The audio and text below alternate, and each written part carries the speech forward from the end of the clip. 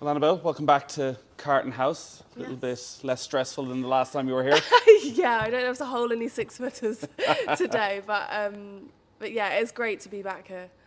To come back as the defending champion for the KPMG Women's Irish Open, I'm sure even just walking around the place brings back a lot to Yeah, it was 10 really months emotional ago. when I pulled in. I stayed here last night and I pulled into the turning circle, and the taxi driver was like, "You're here," and I was just looking, and it was like, it brought back a lot of memories, a lot of nervous energy. I remember the last time that I did that pull-in, it was before I was going out to play the last round, and I was extremely nervous. I didn't know what the day was going to hold. I didn't want to let, the fans down, because I think at that point I was the favourite. They wanted me to go and win. I don't know if I was the favourite, but they definitely wanted me to go on and do it, I think. But yeah, the nervous energy and the butterflies came back, which I haven't felt for a couple of months now.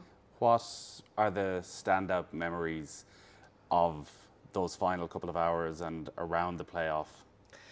I think going to mark my card and speaking to my best friend Gabs, who's also on tour, Gabriella Cowley, and she came up to me and she actually couldn't stay for the playoff because she was getting on the flight, and she was like, "What shall I do? What shall I do? Should I get on the plane?" And I was like, "Get on the plane, go." And she was like, getting in my face, hyping me up for it. And I lost the last playoff that I'd been in prior to that. I'd lost to Pia Babnik at the Evian.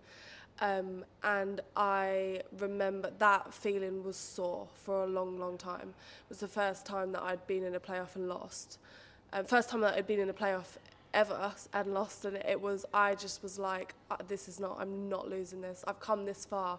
I have not come this far to come this far. So I was like, I'm doing this. And then obviously it was a 2-hole playoff, and I remember the first both par, and the standout memory was me in the buggy on the way back to the first tee. I just remember the crowds running behind and looking behind, and everyone was running back up the hole and down the hole, back up the hole.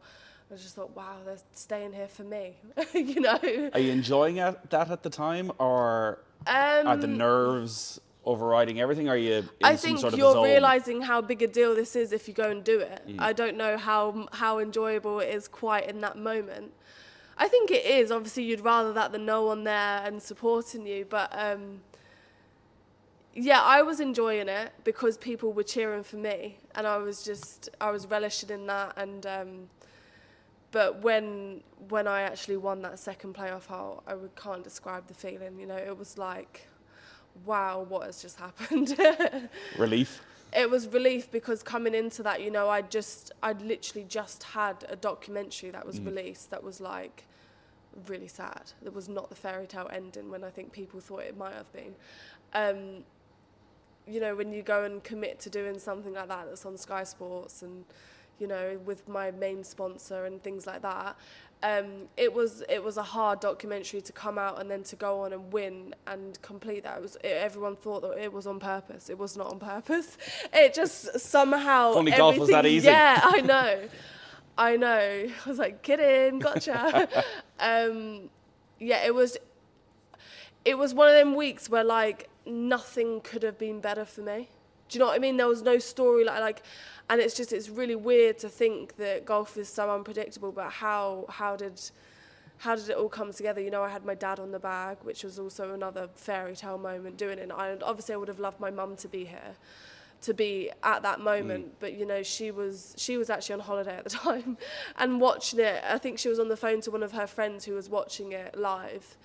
Who was filling her in. But yeah, I think that was the only thing that could have been better, was my mum also being there, because she would have absolutely loved speaking to everyone and being right involved. Like, my mum loves all that stuff. Do you know what I mean? She would have been getting in the pictures. And your mum's background is Irish? Yeah, my mum's from Cork.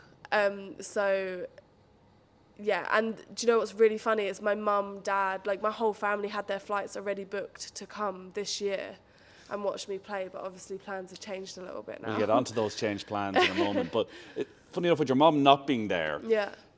you would have loved her to be around for the celebrations. Did that lessen the pressure in any way? I don't know. It Considering probably what it lessened. would mean It to probably her. lessened the noise, because my mum. Oh, really? My mum would have probably caused more of a noise and more of a. a commotion for me. She would have even been though leading it was the hard. charge down the fairway. Yeah, honestly. She would have been leading all the girls down there, and I don't know. It's hard for me to say what I would have rather. Obviously, I'd rather her there, but I don't know. The whole thing was still incredible, and I still wouldn't change a thing. But I just know for my mum, she was dying to be there. Like as soon as the tournament finished, her flight was booked for the next year already. As soon as that schedule came out, she was booked and she was going. Even she just loves talking to people, and it would have been her dream come true to be in there. Do you know what I mean? Telling everyone that I'm her daughter and this and that, and getting right in there. How good though to have your dad on the bag and for him to be not just watching on, but to be a really important part of it as well. Yeah, for it to be a victory for him as well is like, you can't, them sort of memories with your parents, you can't buy that sort of thing. So yeah, for him to be there, like I said, he was caddying for me when I lost in the last playoff. And even then he said to me, I remember walking down the last hole in the Evian, he was saying to me, I've thoroughly enjoyed my week. I can't tell you how proud I am of you, rah, rah, rah. And that's why this time I was like, that's not happening again. I am not leaving Ireland without this trophy. But like I say, to do it with my dad there. And he was so calm. I think I was saying this earlier. Because I spoke to him after and I was very interested to be like, were you not nervous, Dad? Like, you weren't in control. And he was like, you know what, I actually wasn't. Because he obviously was in my ear from start to finish of that week, giving me the psychological. My dad has been a massive part of my career in general, but just like stay in the moment, all the stuff that you're supposed to do and supposed to say, he was saying it. And I think he was saying it so much that he'd almost drilled it into himself. And I look back to the footage and he looked super calm as well. And that's really important, because you talk to former pros, and we obviously zone in on the golfer when they're in contention for a major tournament. Yeah.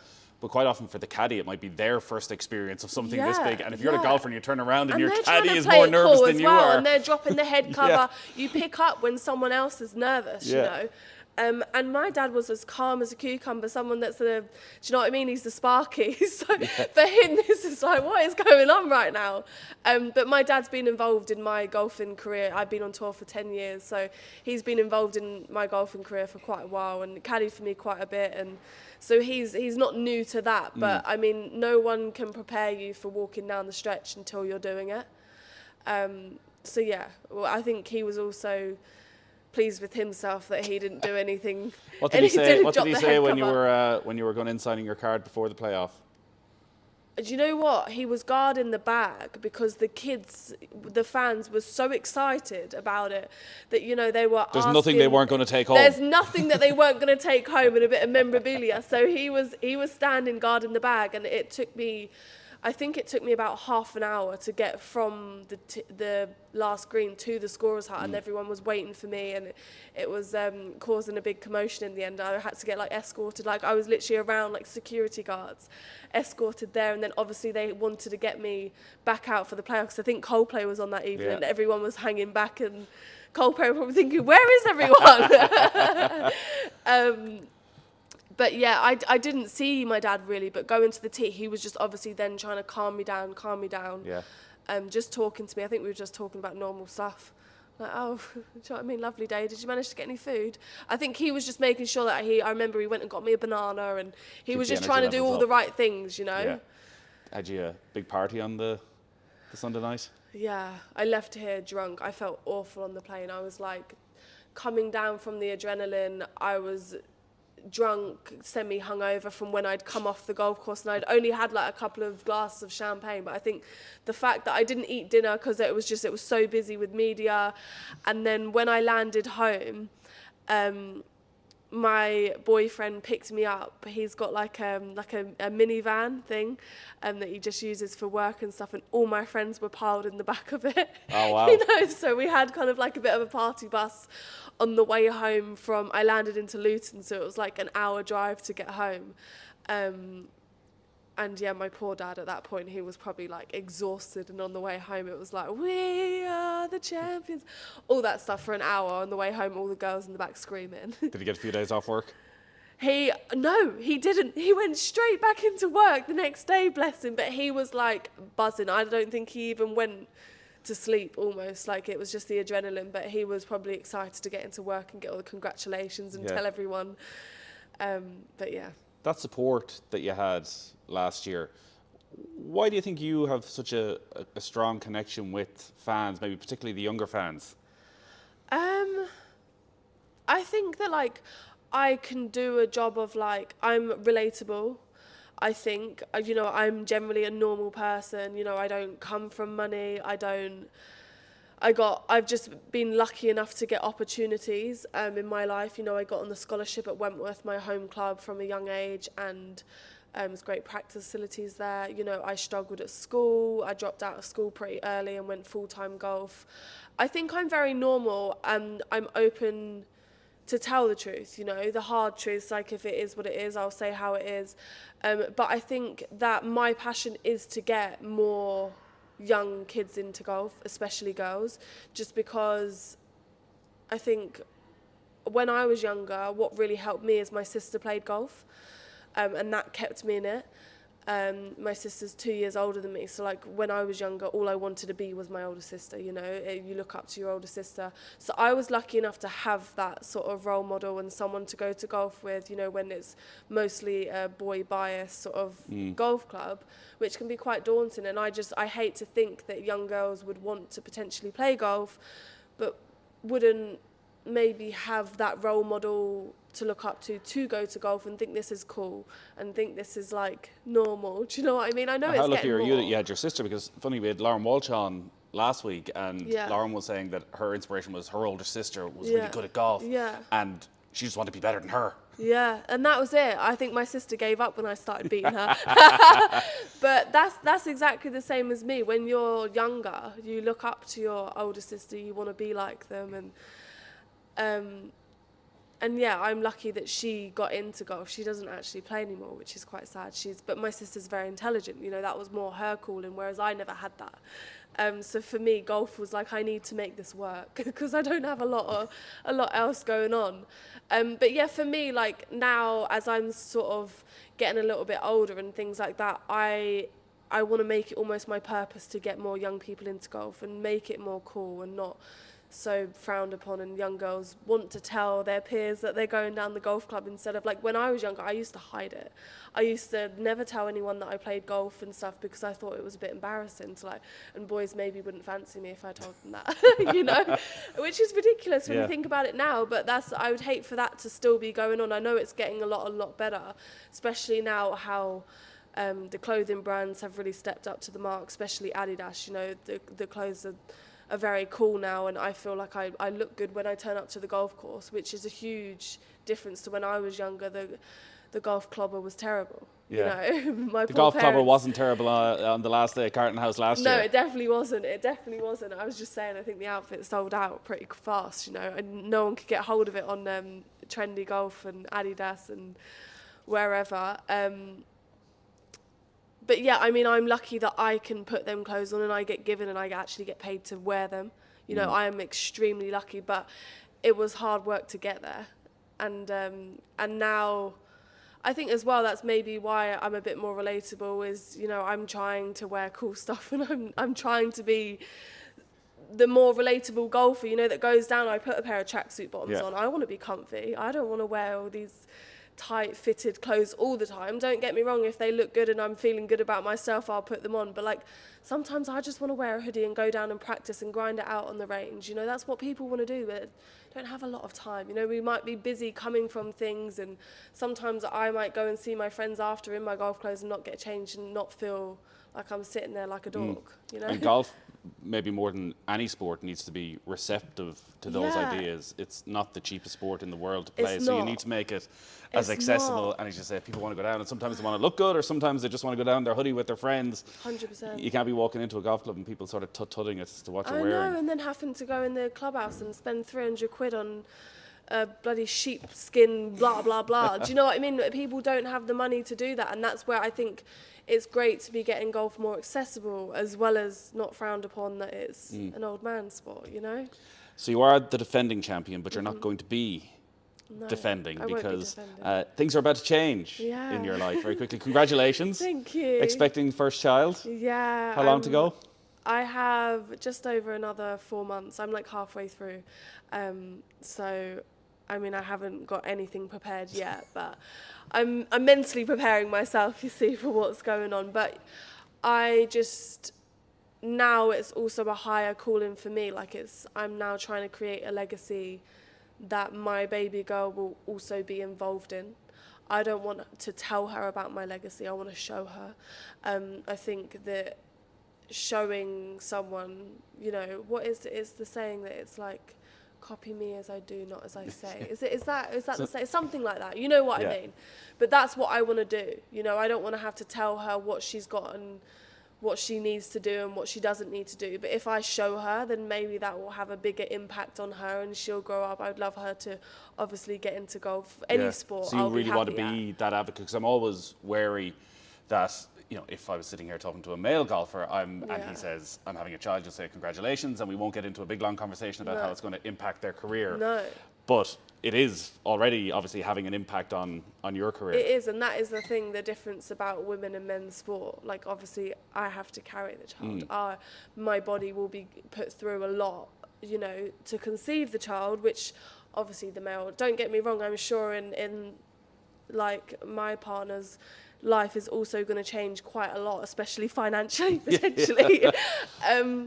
But there is a lot also for the male, but I feel like there's a lot more positives than things that maybe would harm a career. They don't have to come off tour. When you look at Sunday night and Scotty Scheffler, we're seeing Scotty Scheffler's child through the prism of being handed over when he wins the golf tournament. And the first question is, how do you feel being away from your son all week? Yeah. Whereas I feel we're still at a stage that will be when you come back, and when there's success, that will be a question you're probably having to answer all the time. All the time, and it's very normal for the baby to be handed over on the 18th green. You see it a lot because a lot of men go on to win way more once they have children. I don't know if it's the nappy perspective. Factor. Yeah, I don't know what it is. Maybe where they're slept deprived or something, and they just go out and play and they don't have time to think about it. I don't know, or I think. What I would imagine what it is life's put into perspective a lot. And the harder that you try at golf and the more pressure you put on yourself, sometimes it works negatively, unlike a lot of sports. And I just think maybe having a child puts a lot of things into perspective. And I would love to create that message for women. Our career's not over. You never know. I could go on to have the best second half of my career. With this child, I know it's going to be an extra challenge. It's going to be an extra cost potentially, because I don't want to leave her at home all the time. And it's not just that; it's back behind the scenes. It's not just going out on tour. I won't be coming back out on tour unless I feel I'm teeing it up in a tournament and I'm good enough to win and I'm prepared enough to win. I know I'm good enough. Results have obviously shown that, but I need to make sure that when I'm stepping, when I'm going there, I'm prepared just as much as everyone else in that field that potentially doesn't have the everyday stresses, Sleep might be a slightly bit of an issue, but that's fine. You sleep when you're dead, hey? Yeah, exactly. Is it a bit of a jolt then when you're probably plotting out your 2025 and trying to make that decision as to when to stop, how long you can continue? Again, the side of it that we don't talk about a lot. Yeah, I think I thought to myself that I could carry on playing, and I tried to do that, and something didn't feel right in my body. Like it just didn't feel right, and now I have to. Things are changing. I've spoken to a lot of people, and my mother instincts, I have to take control and think, no, it's not right for me to play right now. That's why I've made the decision that if I feel that, like I say, I tried to play South Africa. I didn't feel right emotionally. I was in my first trimester, which, emotions and things can be a bit crazy. And it didn't feel right. So I didn't want to go and put myself in a situation again where I'm not giving myself a chance to go and win. Like I say, I'm not there to make up numbers and things like that. So for me, the best decision right now is to rest, get everything sorted in a line. I'm still working out 3 times a week, and I will try and work out as close up to my birth as possible, because done a lot of research, and the more that you do that, the quicker that your body can bounce back after, and it aids a healthy birth, actually squatting. Like, I'm still moving weight around in the gym and things like that, trying to make sure that when I come back, I haven't been sat on the sofa for 9 months, you know. So that stuff I think will be more important, whereas if I went and played right now, I wouldn't be playing to my potential. So I'm doing things that are actually worth my while doing, so that I can come back, if that makes sense. Yeah, absolutely. Yeah. But I'm just doing what's and you got to best do for what's me. right for you. That's exactly it. Some people, you know, I heard stories, people saying, oh, you can play. And everyone's different. Everyone feels different. And, you know, I don't tap a ball around. And mentally, for me, how I swing it, it just doesn't feel right for me, you know? So yeah. Yeah. So when you think about what happens next then, and potentially coming back, again, we're talking about probably two different worlds, from a Scotty Scheffler to back out in the ladies European Tour. Is the tour set up for mothers? I'm sure there's other mothers out there. They have a really good maternity leave. So I'll be coming back. I have until the end of 2027, or October 2027, when the baby's born. And I managed to keep my status that I have now, and I can come back then. And yeah, so I have time to sort myself out and get myself ready and stuff like that. So that's great. The tour have been very, very helpful in that, and thank goodness, you know. But financially, you know, I'm not earning money for it. It's a stress still financially. But still, that's something that's a later problem. Exactly. Well, listen, the very best of luck with it all. There'll be a warm welcome for you, I'm sure, whenever you are back playing here in Ireland. You were such a popular winner last year, and I know you're going to come back to Carton House, maybe even just for the weekend, and enjoy it from a slightly different perspective. I know, I have a lot less pressure, hey. Exactly. Very best of luck. Cheers, thank you.